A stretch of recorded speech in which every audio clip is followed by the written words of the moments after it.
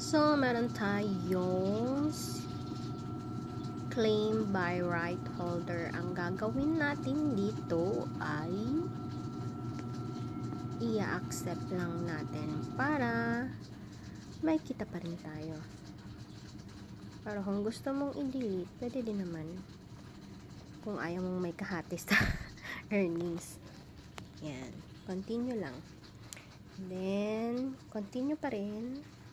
At what would you like to do? Siyempre, accept changes. Kasi kapag submit dispute, nilalaban mo na ikaw ang original, hindi naman. Mas lalo tayong mabablock ni Meta. Pwede din remove para sa akin kasi yung video, kaya accept na lang. At least meron ka pa rin kita kahit papaano. Okay? Yan. Accept lang. So, yan. At ganyan na. Okay na. Maghahati na kayo ng rightful owner.